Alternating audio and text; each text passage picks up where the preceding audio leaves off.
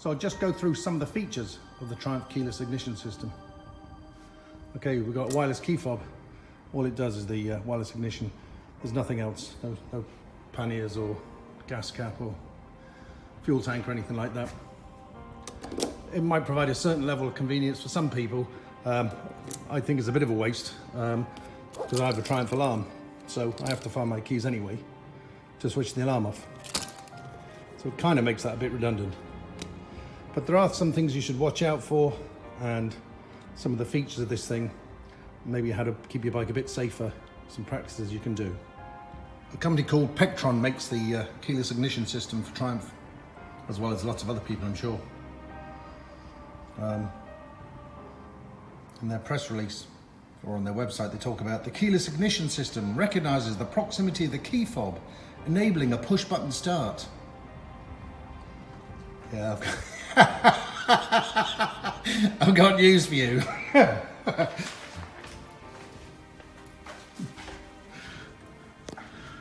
The proximity of this 12-pound key in this hole enables a push button start.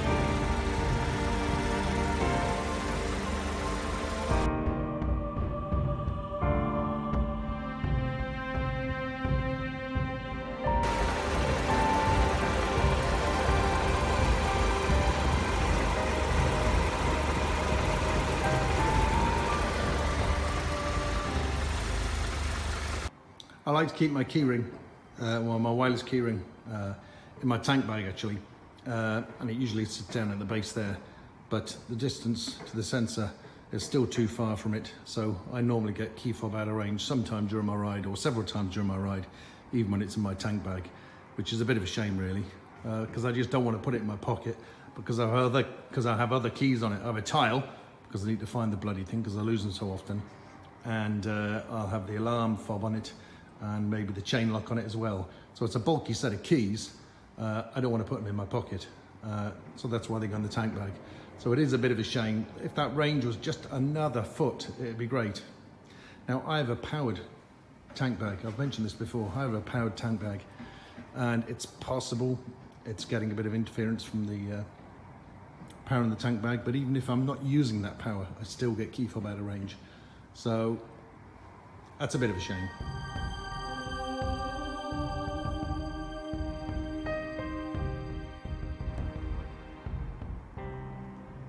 You might think, with such a short range on this wireless key, that you can go in somewhere for coffee or Starbucks or wherever, and you'll be safe, and that there's no need to turn the key off because the range is so short, so no one's going to nick your bike while you're inside. That's not what that's for. The idea of this is, hold the Triumph logo, turn this key fob off so nobody can scan the key, because while the key is active, somebody has the opportunity to scan the key, find out the code, go out to your bike and transmit that scanned code and unlock your bike. No, I'm not picking on Triumph here. This is very common. And this is another reason why you wouldn't leave your bike keys or car keys by your front door, because at night time, someone can stand the other side of your front door and scan your car keys and relay that back to your car. So whenever you're not using your bike, always make sure that this wireless key fob is deactivated. Now, a lot of car keys, you can't do that, so it's great. It's a nice security feature that you can deactivate that. But if you have a bike or a car that you can't do that, just buy yourself a Faraday bag. They're just a few euros, normal motoring stores.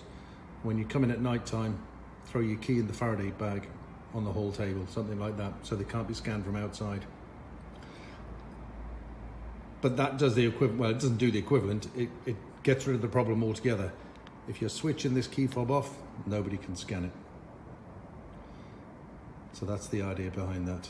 So you want to get yourself into the habit of just turning that off whenever you're not on the bike at all, whenever you're not on the bike.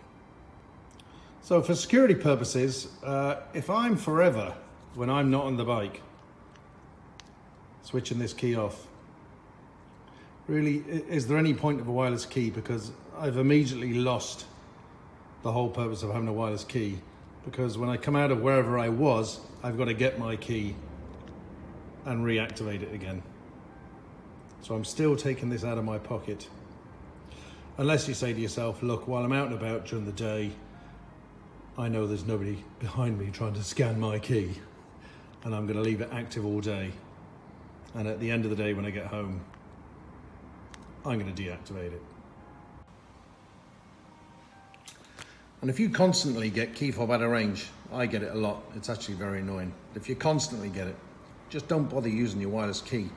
If you use the standby keys, you never get the message, of course, because it knows you haven't used the wireless key to start the bike.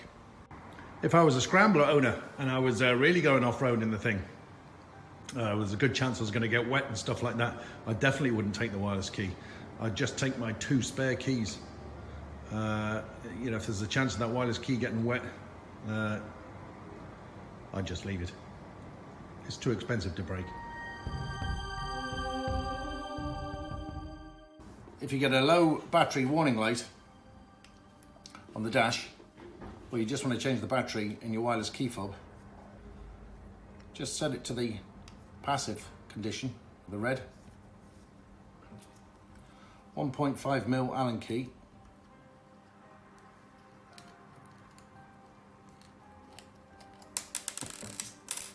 And just prise this cover off. It's a little bit tight, but you won't break anything. Just yank it off. There we are. Okay, a little sticker came off mine with the frequency. Wow. Woohoo. Right, then you just got to get that CR2032 battery out. Now they're a little bit finicky to get out actually, so I've got my little pick that I use to pull out my valves, doing the valve settings on the Tiger, on the Daytona. Geez, look, yeah. It's a bit awkward, I have to say. Very awkward. There, got it. So, facing down. New battery. And some of the guys in the forums have been saying they've been getting better luck getting these things to work with these 3 pins pulled slightly up. So I'm gonna bend mine up a tiny bit so they make better contact.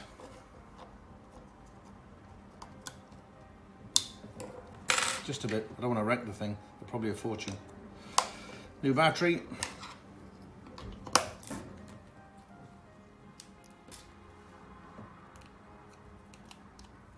So that's the battery changed.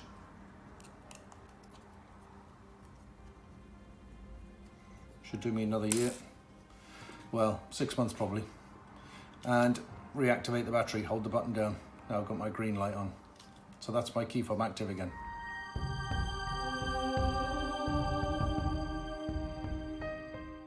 So we all know what a spare key's for. That's for starting an emergency if there's something wrong with our wireless key fob or we don't have it.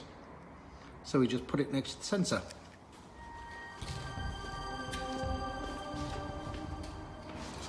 I find it easier to stand on the right hand side of the bike. Where are we? Oh, I've got an alarm, of course, rendering my wireless key fob useless anyway.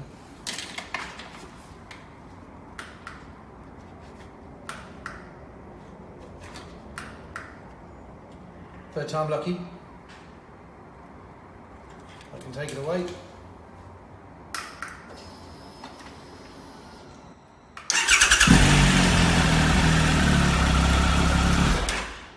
Great. But also you can do it with your main key fob too, even if the battery's completely dead. In fact, even if there's no battery in it at all. Look, switch my alarm off.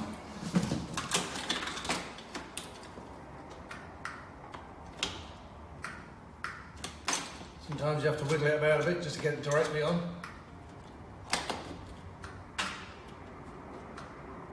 There we are, bang on.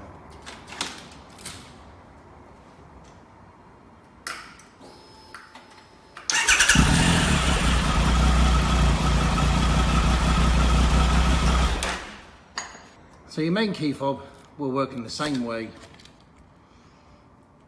as your spare key sets. So if you get a low battery and your key fob warning light, don't worry about it. You can go on for weeks and weeks. It really makes no difference. If the battery runs completely flat, it doesn't matter. You can still use it on the sensor on the side. Of course, the sensor on the side of the Tiger is dead handy. It's under the seat on the side of the plastic here. On the Rocket, it's here. On the Scrambler 1200, it's under the back seat on the tray, and there's a little symbol of an aerial or an antenna. On the Speed Triple, it's here. So the only one that's covered up is actually the 1200 Scrambler.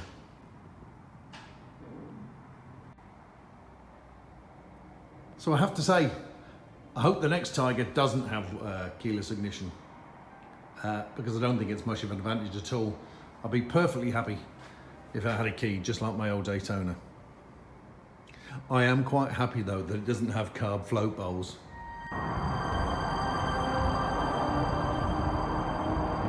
The telltale sign, the float bowl sticking, and it's that one.